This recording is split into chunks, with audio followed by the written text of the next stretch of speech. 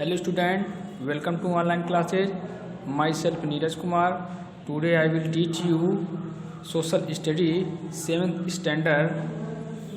Student, this is second part, I mean history first chapter, India and world. इसमें हम भारत और world के history को जानेंगे. व्हेन, वेयर एंड हाउ, कब, कहाँ और कैसे. Student, in this previous class we had studied how man become a food producer from a hunter. Student, आप लोगों ने प्रीवियस क्लास में यह अध्ययन कर चुका है कि मनुष्य कैसे फूड प्रोड्यूसर से, हंटर से एक फूड प्रोड्यूसर बना है. यानी जो आदि मानव था पहले वह हंटर था, पहले वह शिकारी था, शिकार करता था, और धीरे धीरे किस प्रकार हंटर से एक फूड प्रोड्यूसर बना. इन चीज़ों को आप प्रीवियस क्लास में अध्ययन कर चुके हैं. How he started growing different crops, कैसे उसने विभिन्न प्रकार के फसल को उगाया. How he convert smaller tribes to Mohenjodaro, और कैसे मोहनजोदड़ो एक स्मॉलर ट्राइब में कन्वर्ट हुआ. We have studied history of India up to 8th century AD. हम इतिहास के 8th सेंचुरी के अध्ययन करते हैं. Now in this class we are going to study the Indian history from the 8th to 18th century. Student, अब हम इस क्लास में भारत के इतिहास में 8वीं शताब्दी से 18वीं शताब्दी के बीच में जो घटनाएं घटित हुई उसका अध्ययन करेंगे. That is the medieval period, जिसे हम मध्यकालीन काल के नाम से जानते हैं. वेयर डिड पीपुल लिव, लोग कहाँ रहते थे. In the previous class we had studied that the people had started living along the bank of river. Student, previous class में आप पढ़ चुके हैं कि पहले लोग जो है नदियों के किनारे पर रहते थे. But with the growing of population and as other means of water came into existence, people started living even away from the banks. जैसे जैसे जनसंख्या विस्तृत होती गई, जनसंख्या बढ़ती गई, वैसे वैसे लोग जो है नदियों से दूर जाकर भी लोग, नदियों के किनारे से दूर जाकर भी लोग रहने लगे. You can see the map of Indian सब कॉन्टिनेंट, आप भारतीय उपमहाद्वीप के मैप में देख सकते हैं. इन चीज़ों को आप देख सकते हैं कि जैसे पहले लोग किस प्रकार नदियों के किनारे पर बसते थे, रहते थे, और जैसे जैसे जनसंख्या बढ़ती गई, जनसंख्या का विस्तार होता गया, ठीक वैसे वैसे लोग नदियों के किनारे से दूर भी जाकर बसने लगे. When although the history of every country in the world is divided into 3 major periods, ancient, medieval and modern. यद्यपि विश्व के प्रत्येक देशों में हिस्ट्री को प्रमुख रूप से 3 भागों में बांटा गया है. Ancient history, medieval history and modern history. प्राचीन इतिहास, मध्यकालीन इतिहास और आधुनिक इतिहास. At none of these period start at in with any definite date. At none of these period, ये जो पीरियड जो स्टार्ट होते हैं और जो समाप्त हुई उसके डिफिनिट डेट के अनुसार उसको विभिन्न पार्ट्स में, यानी जो 3 मेजर पार्ट्स है उसमें डिवाइड किया गया. The word medieval comes from the Latin word meaning time of the middle. The word medieval जो शब्द आया है वो लैटिन शब्द से आया है जो टाइम इन द मिडल जिसका अर्थ होता है. The different periods differ from country to country, और यह पीरियड जो है विभिन्न कंट्री में डिफर है. एज फॉर एग्जाम्पल के लिए the middle period in Europe extend from 500 AD to 1500 AD.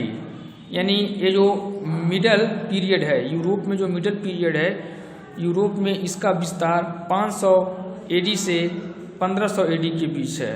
But here in India, लेकिन इंडिया में जो मिडल पीरियड का को काउंटेड किया गया वो डेथ ऑफ हर्ष, यानी हर्ष के डेथ के बाद किया गया।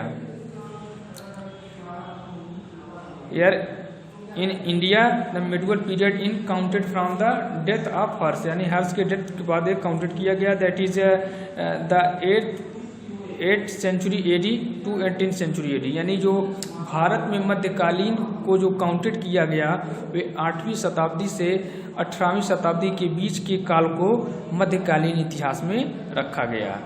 thus इस प्रकार middle period in India lasted for about 1000 years. इस प्रकार जो मिडल पीरियड हो गया भारत का वे लास्ट हुआ लगभग 1000 वर्ष। In it is that period in our history, हमारे इतिहास में यह काल which lies between the ancient and modern period. The history of this period shows a fusion of Hindu and Islamic culture, यानी इस दौरान जिसमें एंशियंट एंड मॉडर्न पीरियड में ये इतिहास के जो ये पीरियड है ये शो करते हैं फ्यूज़न, यानी हिंदू और इस्लामिक जो कल्चर है उनके बारे में ये दिखाता है। स्टूडेंट्स, अगला है changes in the 18th century AD, यानी इसमें 8वीं शताब्दी और 18वीं शताब्दी में जो परिवर्तन हुए उसके बारे में हम अध्ययन करेंगे। Let us understand why we call the 8th century AD as the beginning of a medieval period and the 18th century as the end of the medieval period, यानी किस प्रकार हम अध्ययन करते हैं क्यों 18th century AD शुरुआत 8th century यानी 8वीं शताब्दी के शुरुआत और 18वीं शताब्दी के अंत तक के medieval period क्यों कहा गया, यानी इसमें क्या है कि यानी किस प्रकार ये परिवर्तन हुआ और क्यों 8वीं शताब्दी के शुरुआत और 18वीं शताब्दी के अंत तक के काल को मिडल पीरियड में रखा गया और इसमें परिवर्तन क्या हुए इसका भी हम अध्ययन करेंगे। The 8th century in India is definitely एक सेंचुरी ऑफ चेंजेज।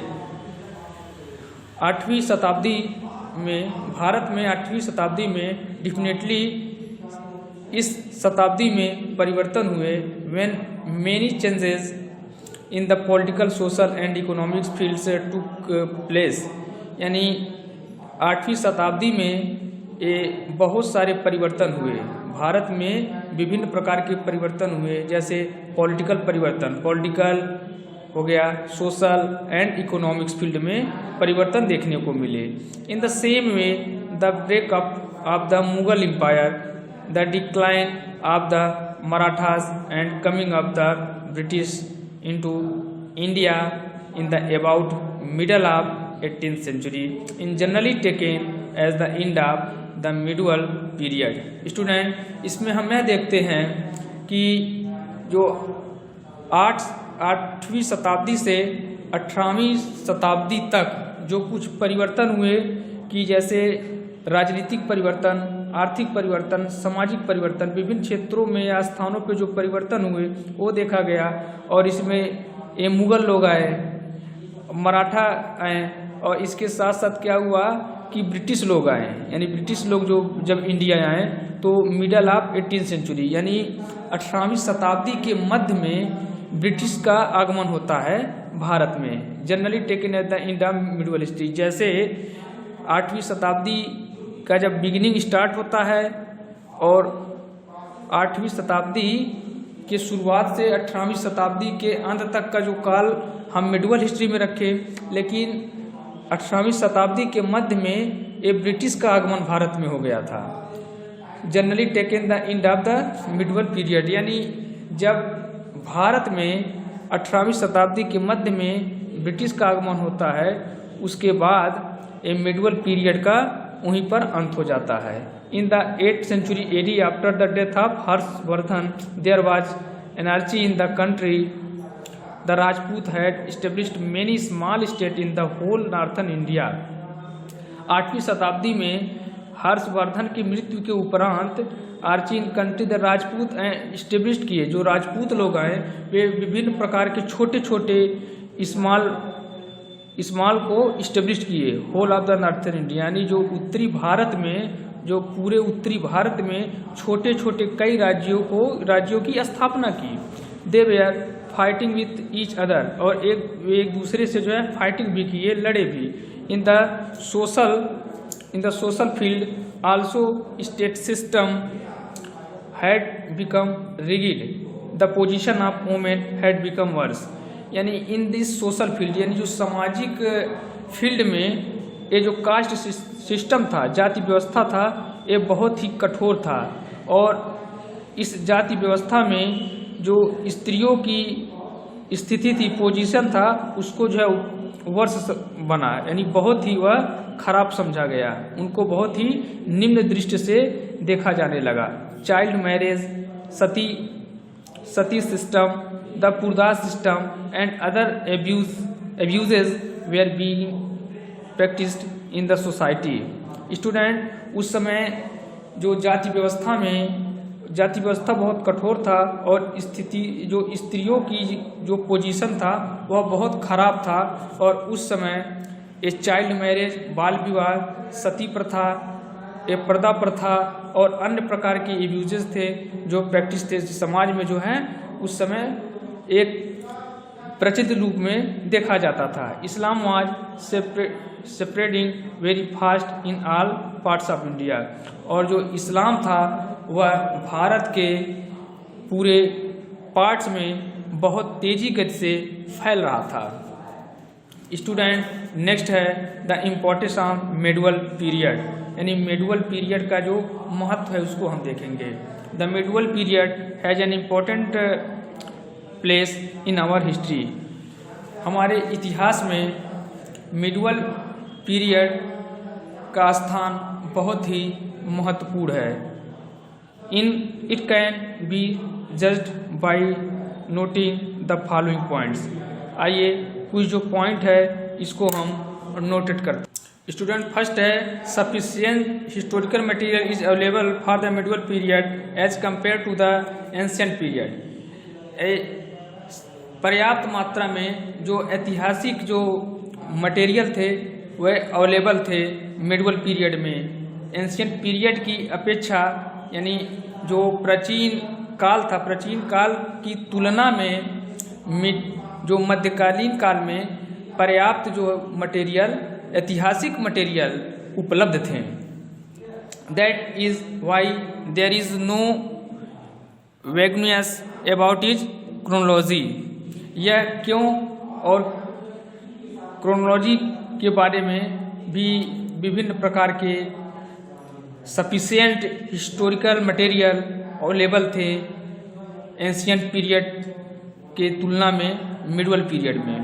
सेकंड है the language like Hindi and Urdu which we speak today developed and prospered a lot during this period.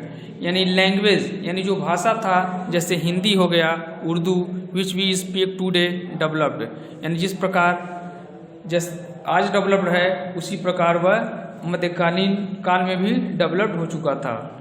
प्रॉस्पेर्ड a lot during this period. Third, many of our socio religious custom, tradition and believes and their origin during this period. यानी बहुत से प्रकार के जो सामाजिक जो religious थे, धर्म थे, रीति रिवाज थे, परंपराएं थी, उसमें लोग विश्वास करते थे जो उस दौरान इस पीरियड यानी मध्यकालीन पीरियड में जिनकी उत्पत्ति हुई थी। यानी मध्यकालीन काल में जो भी सामाजिक जो रीति रिवाज थे, धर्म थे, परंपराएं थे, उसमें विश्वास किए जाते थे।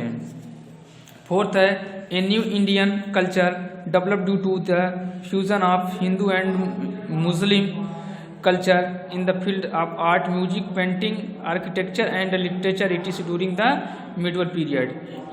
एक नए एक नया भारतीय जो संस्कृति विकसित हुआ, एक नई भारतीय संस्कृति विकसित हुई जिसमें हिंदू और मुस्लिम संस्कृति में हिंदू और मुस्लिम आर्ट, म्यूजिक, पेंटिंग, आर्किटेक्चर और लिटरेचर में के फील्ड में देखा गया। यानी हिंदू हो चाहे मुस्लिम हो, वे दोनों लोग प्रत्येक फील्ड में आर्ट, म्यूजिक, पेंटिंग, आर्किटेक्चर और लिटरेचर में अपनी बराबर रूप से अपनी सहभागिता किया ड्यूरिंग दिस मिडल पीरियड में। मध्यकालीन काल में जो इंडियन कल्चर था वह विकसित हुआ और हिंदू और मुस्लिम साथ साथ मिलकर आर्ट, म्यूजिक, पेंटिंग, आर्किटेक्चर और लिटरेचर का जो विकास किए हैं। स्टूडेंट, नेक्स्ट है source of information. Precise information regarding the history of ancient India is limited. यानी इसमें हमें देखेंगे कि इंफॉर्मेशन के यानी सूचना के स्रोत, यानी मध्यकालीन काल में सूचना के स्रोत क्या है थे, तो उसमें प्रिसाइज करें information regarding the history of ancient India.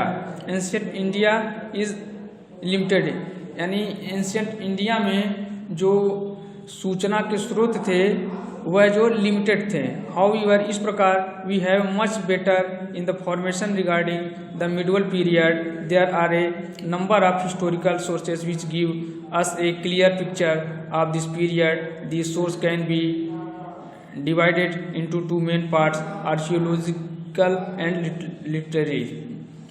इसमें स्टूडेंट जैसे इसमें ये बता रहा है कि जो सूचना के जो स्रोत थे, सोर्स ऑफ इंफॉर्मेशन थे, वह प्राचीन काल में यानी प्राचीन भारत में वह लिमिटेड थे, लेकिन मध्यकालीन भारत में ये जो हिस्टोरिकल सोर्स थे वे बहुत सारे अधिक हो गए, बढ़ गए। विच गिव एक क्लियर पिक्चर, जिसमें जो है उस काल के जो है क्लियर पिक्चर भी देखने को मिले। This source can be divided into main parts, two main parts. और इसके जो स्रोत हैं, इसके स्रोत को जो है दो प्रमुख भागों में बांट दिया गया। पहला था आर्कियोलॉजिकल और दूसरा है लिटरली। आर्कियोलॉजिकल सोर्स में क्या आएंगे? आर्कियोलॉजिकल यानी जो पुरातात्विक जो स्रोत हैं, इंस्क्रिप्शन जिसे हम शिलालेख बोलते हैं। Inscription written on copper plate, stone rocks, temple walls and bricks are found in the villages and the towns. They depict the life of people of that period. Student, शिलालेख पर होता था कि जैसे ये मेटल पे लिखा जाता था, कॉपर हो गया, plate, stone, rocks, temple, walls पे लिखे जाते थे, ईंटों पर, ब्रिक्स पर लिखे जाते थे। Are found in the villages and the towns, और यह जो है गाँव और कस्बों या शहरों में पाए जाते थे। They depict the life of the people of that period, और उस काल के लोगों के जीवन के बारे में इसमें वर्णन किया जाता था। सेकंड है buildings and monuments. Ancient temples, जैसे एंशिएंट टेम्पल जो प्राचीन जो मंदिरें हो गई, जैसे Khajuraho, Konark and Mount Abu ETC of different regions. Mosque जैसे हो गया Jama Masjid, Moti Masjid. Forts, Agra Fort, the Red Fort, Gwalior Fort ETC। Tomb and the places, Jaisalmer, Jaipur, Jodhpur period provide us with a lot of information about this period. यानी बिल्डिंग और मोनूमेंट्स हो गए, यानी बड़े बड़े जो बिल्डिंग हो गए और मोनूमेंट्स हो गए, ये हमें एंशिएंट विभिन्न प्रकार के हमें सूचना के स्रोत देते हैं। जो एंशिएंट टेम्पल, जैसे प्राचीन एंशिएंट टेम्पल हो गया, खजुराहो का मंदिर हो गया, कोणार्क हो गया, माउंट आबू हो गया, और डिफरेंट धर्म, डिफरेंट रिलीजन यानी विभिन्न धर्म को भी ये प्रदर्शित करता है। और मस्जिद हो गया, जैसे जामा मस्जिद हो, मोती मस्जिद। फोर्ट्स, आगरा का फोर्ट, आगरे का किला, दिल्ली का किला, ग्वालियर किला। और tomb of plates, Jaisalmer, Jaipur, Jodhpur provide us with the information A lot of, यानी ये हमको जो है उस काल के जो है बहुत सारी सूचनाओं को जो है प्रोवाइड करता है, बहुत सी सूचनाओं की हमें जानकारी देता है, जो प्राचीन जो है मंदिर हो गए, मस्जिद हो गए या किले हो गए हैं। तीसरा है कॉइन। कॉइन यानी जो सिक्के हैं। Coin give us information regarding the dates and names of the various rural. ये कॉइन हो गए, ये हमें विभिन्न प्रकार के जो रूरल हो गए, जो शासक हैं, उनके बारे में जानकारी देता है। Some information from these coins can be gained about the economic condition of the medieval period, यानी किस प्रकार जो है मिडवल पीरियड में इकोनॉमिक्स कंडीशन कैसा था, इन सब की बारे में जानकारी हमें इस सिक्कों से मिला। यानी इससे भी देखा गया कि किस काल में किस राजा ने कौन से सिक्के चलाए और उन सिक्कों पर कौन से प्रतीक थे, किस प्रकार के जो है मुहर के प्रयोग किए गए, इन सब देखने को मिलता है। ये तो आर्कियोलॉजिकल सोर्स पढ़े हैं हम लोग। अब देखेंगे literally source. The written source are known as literally source, यानी रिटन सोर्स में वह सोर्स आते हैं जो हमें लिखित रूप में प्राप्त हुए। यानी ये आर्कियोलॉजिकल स्रोत में हमने देखा कि जो भी चीज़ थे वह मेटल पे लिखे गए थे, या कुछ प्राचीन मंदिर के, प्राचीन मस्जिद हैं, प्राचीन जो है कुछ किले हैं, इन सब पे शिलालेख पर उससे जानकारी मिला। लेकिन जो लिटरली है इसमें जो है लिखित स्रोत हमें प्राप्त हुए हैं। The literally source of this period are the religious works and commentaries on the previous classical text such as smriti, the Dharmashastra, Purans and on work of medicine, astronomy and other sciences. यानी इसमें रिटन सोर्स में जो लिखित स्रोत प्राप्त हुए, जिसमें स्मृतियाँ हो गई, धर्मशास्त्र हो गया, पुराण्स हैं, और ये सब जिसमें जो है मेडिसिन यानी जो दवा का हो गया, एस्ट्रोनॉमी, ज्योतिषशास्त्र और अन्य साइंस को इसमें देखा गया। In the field of prose literature, drama, stories and folklores were written, और विभिन्न प्रकार के जो प्रोज लिटरेचर, ड्रामा यानी जो नाटक है, कहानी, और फ्लोकर्स, ये सब भी लिखे गए।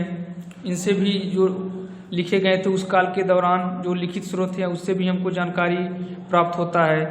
सम of the famous ones are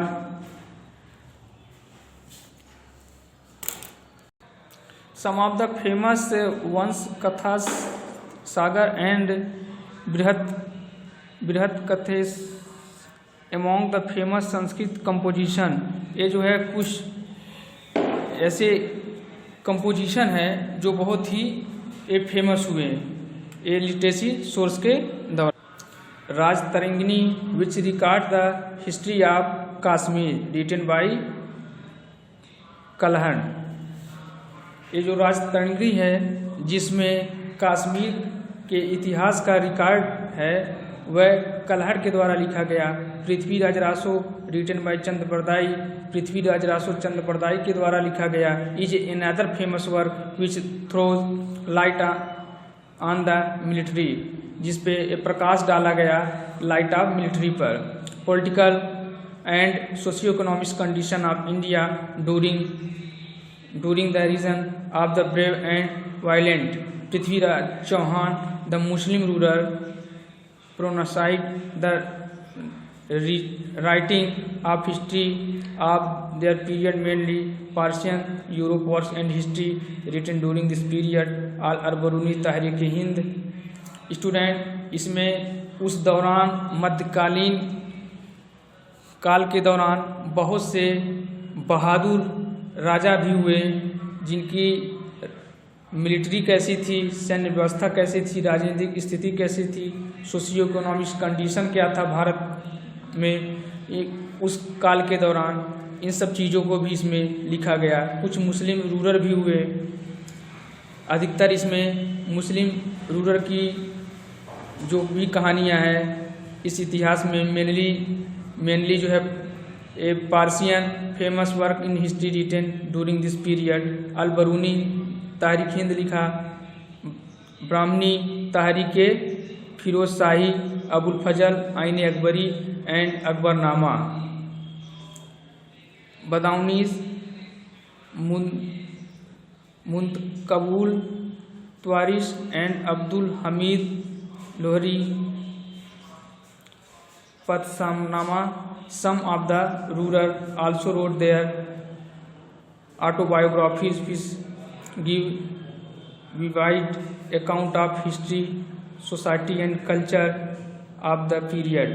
इसमें विभिन्न, जैसे जो विभिन्न राजा होते थे अपने राज्य में कुछ दरबारी कवि रखते थे, और वह दरबारी कवि जो होता था राजा के जो अच्छे कार्य होते थे, जो भी उनकी उपलब्धियां होती थी, जो उनकी बहादुरी होती थी, उसके बारे में लिखता था। Some of the rulers also wrote their autobiography, कुछ जो है ऐसे भी रूरल हुए कि अपने बायोग्राफी लिखी हैं, आत्मकथाएं लिखे हैं, which give a vivid account of the history, society and culture of the period. The famous works are Firoz Shah Tughlaq, Futuhat i Firoz Shahi, Babur, Tuzuk i Baburi and Jahangir, Tuzuk i Jahangiri. इन सब कुछ ऐसे जो मुस्लिम शासक हुए कि जो अपनी स्वयं जो है ऑटोबायोग्राफी को लिखा। कुछ फॉरेन ट्रैवलर थे, कुछ जो है विदेशी भी आए, जैसे the foreign traveller of foreigner who visited during this period throw light on the political and socio economic condition of India. यानी बहुत से इस प्रकार के विदेशी आए उस दौरान जो अपने पॉलिटिकल सोशियो इकोनॉमिक कंडीशन को वर्णन किए। Some of the these of the account of Ibn Battuta, Marco Polo, Niccolo Conti, Abdul Razzaq, Ralph Fitch's and Bernier. ये सब भी कुछ महत्वपूर्ण इस प्रकार के विदेशी आए जो भारत का अध्ययन किया और अपने चीज़ों को फैलाए। And other important literacy source of this period are the famous order and cross funding the kings. और विभिन्न से प्रकार के जो ऐसे राजा भी हुए कि जिनके दौरान विभिन्न जो अलबरूनी, मार्को पोलो, इस प्रकार के जो विदेशी आए उन्होंने अध्ययन किया India's relation with the foreign lands how, और किस प्रकार जो है भारत का विदेशियों के साथ कैसा संबंध रहा उसके बारे में भी बताया गया है। During this period India came in close contact with many foreigners.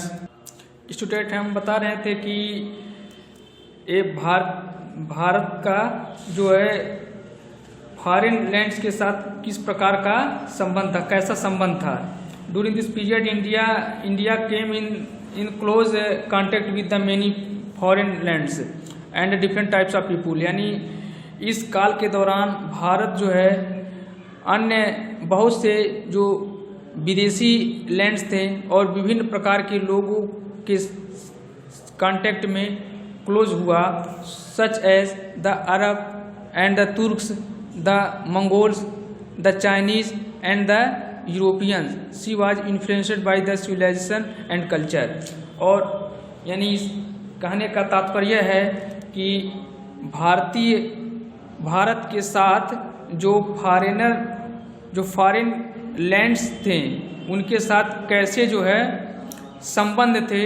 उस दौरान जो बहुत से इंडिया में बहुत से विदेशी लैंड्स और विभिन्न प्रकार के लोग जो अरब थे, तुर्क्स और मंगोल्स, चाइनीज, यूरोपियन, ये सब जो कांटेक्ट में है, नज़दीक हैं। और she was influenced by their civilisation and culture. वह जो है अपने सिविलाइजेशन, अपनी सभ्यता और संस्कृति के द्वारा प्रभावित भी किए हैं। The Arab by the beginning of the 7th century, the Arab extend their power in the following way and increase their influences। अरब जो थे वे 7वीं सेंचुरी में 7वीं शताब्दी में अरब में एक्सटेंड हुए और अपनी शक्तियों को जो है फैलाया, इंक्रीज किए और अपने प्रभाव से वह प्रभावशाली हुए और अपने लोगों पर प्रभाव भी छोड़ा। Firstly the Arab extend their power through Islam which emerged in the 7th century AD. Islam was founded by the Prophet Muhammad in the 7th century. It brought about new awakening among the Arab tribes. Consequently, it worked a great unifying force to turn the different varying Arab tribes into powerful force in the religious and political fields. यानी इसमें विभिन्न प्रकार के जो अरब tribes थे वे consequently बहुत लोगों पर विजय भी हुए और अपने विभिन्न प्रकार के जो शक्तियाँ थे उसका प्रदर्शन किए और different varying Arab tribes the powerful forces religious political fields, यानी बहुत से धार्मिक और राजनीतिक फील्ड में अपनी शक्तियों को दिखाया। सेकेंडली क्या है कि the Arab extend their power through conquest, यानी जैसे जो आसपास के जो क्षेत्र होते थे, जो अन्य जो राज्य होते थे उसके साथ युद्ध करके यानी विस्तारवादी नीति अपनाते थे और अपने राज्य का विस्तार करते थे। They conquered vast territories including Iran, Iraq, Turkey, Syria, Jordan, Egypt and the Sindh in India, यानी ये सब क्षेत्रों को उन्होंने क्या किया, सेकेंडली उनको जीता।